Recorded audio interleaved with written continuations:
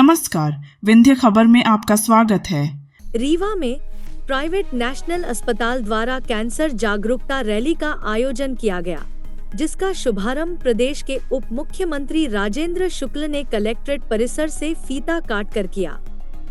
इस अवसर पर उन्होंने कहा कि कैंसर जैसी घातक बीमारी से बचाव के लिए जागरूकता बेहद जरूरी है, क्योंकि समय पर जांच और सही इलाज से इसे हराया जा सकता है। उन्होंने घोषणा की कि रीवा में एक अलग कैंसर अस्पताल खोला जाएगा,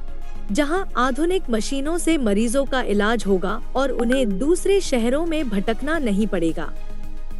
साथ ही उन्होंने बताया कि प्रधानमंत्री नरेंद्र मोदी के नेतृत्व में हर जिले में कैंसर केयर यूनिट स्थापित की जा रही है,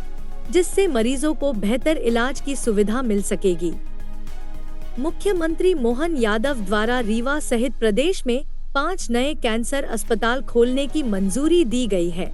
जिससे प्रदेश के कैंसर मरीजों को उन्नत स्वास्थ्य सुविधाएं मिलेंगी और उन्हें बाहर जाने की जरूरत नहीं पड़ेगी।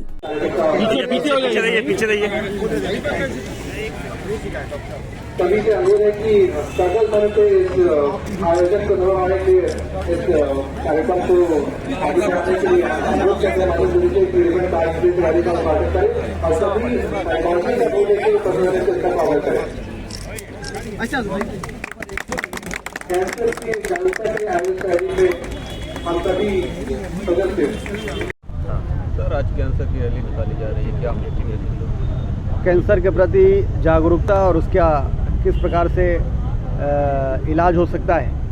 इसकी जन जागरूकता रैली, वॉकथॉन रैली, जिसका नाम है नेशनल हॉस्पिटल रीवा के द्वारा सभी को एकत्रित करके, और ये रैली कैंसर के प्रति जो प्रधानमंत्री नरेंद्र मोदी जी की अभी आपने बजट में देखा होगा, उन्होंने हर ज़िले में day cancer unit, cancer care unit की स्थापना के लिए बजट का प्रावधान भी किया है, जिसमें कि हमारे कैंसर के रोगियों को जो कीमो के लिए दूर जाना पड़ता है, हर ज़िले में वो सुविधा रहेगी। एक हफ्ते में जो कीमो होती है, कीमोथेरेपी, वो हर ज़िले में उपलब्ध हो सके और कैंसर रोगियों को इसके लिए परेशानी न झेलनी पड़े। एक और ये काम किया जा रहा है, वहीं दूसरी ओर रेडियोथेरेपी के लिए जो लेटेस्ट मशीनें हैं, वो डॉक्टर मोहन यादव जी की सरकार में मध्य प्रदेश शासन ने रीवा और इस प्रकार से 5 जगह फुल फ्लेजेड कैंसर अस्पताल बनाने के लिए भी सरकारी स्तर पर पर्याप्त बजट का प्रावधान कर दिया है। लोगों में इसके प्रति जागरूकता हो, और कैंसर चूँकि बहुत ही दर्दनाक रोग है, यदि शुरुआती दिनों में उसका परीक्षण नहीं होता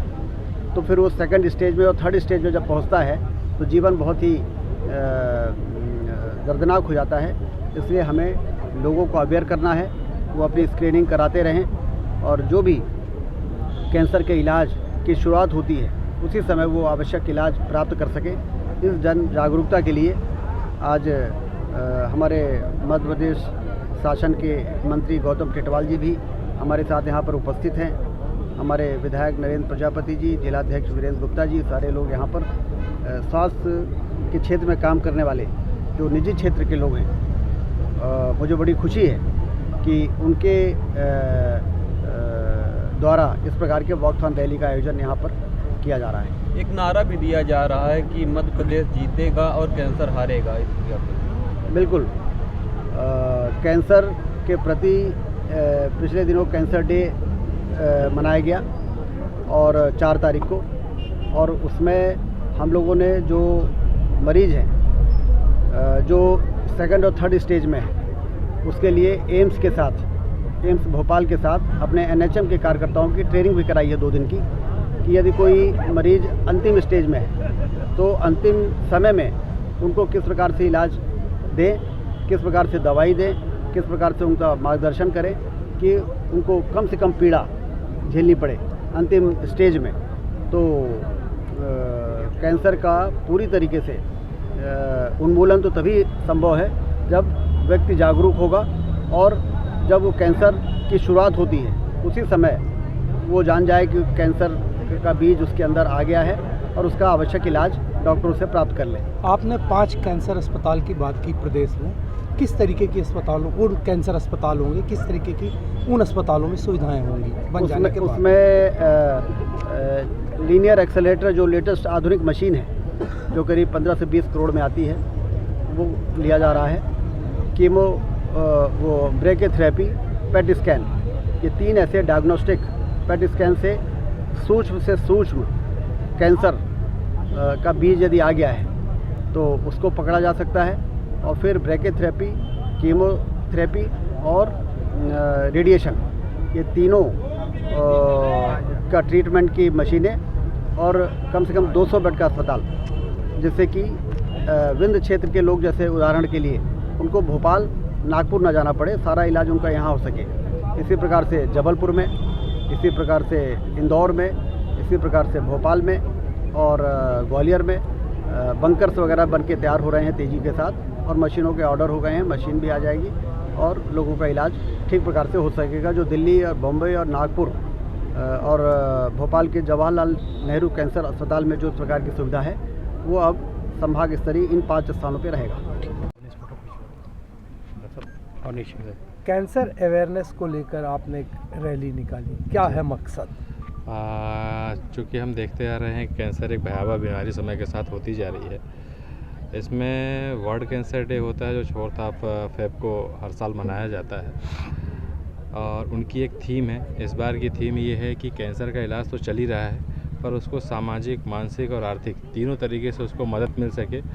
निगलेक्ट ना किया जाए, और सारी विधाओं के लोग मिल करके ऐसे पीड़ितों की सेवा करें। जो कि हमारे पुराने लोगों ने कहा है कि कैंसर पीड़ित की सेवा एक मानवता की सेवा है। कहीं ना कहीं इसी थॉट को लेकर के वर्ल्ड लेवल पे इसको एक्सेप्ट किया गया है, और यही बोला गया है कि इसमें कुमुलेटिव इफ़ेक्ट है ना, समाज के सभी वर्ग के लोगों का इसमें सहयोग मिलना चाहिए, ताकि वो अपने जीवन को सही तरीके से जी सके, और इलाज की जितनी भी पद्धतियां हैं वो, जैसा माननीय उप मुख्यमंत्री जी ने भी कहा, कि हर स्तर पर उपलब्ध हो सके, जो कि शासन प्रशासन के द्वारा उपलब्ध कराई भी जा रही हैं। डे केयर, कीमोथेरेपी की व्यवस्थाएं भी शीघ्र ही शासन प्रशासन के द्वारा हर स्तर, हर ज़िले में चालू होने वाली है। सिकाई की मशीन भी जैसे रीवा में आने ही वाली है। तो इन सारी विधाओं से कैंसर के जो भी पीड़ित व्यक्ति हैं, तो उनका एक संपूर्ण इलाज, और हम लोगों का प्रयास रहेगा कि रीवा में वो सारे इलाज की जितनी भी पद्धतियाँ हैं रीवा में निकट भविष्य में सब उपलब्ध हो पाए।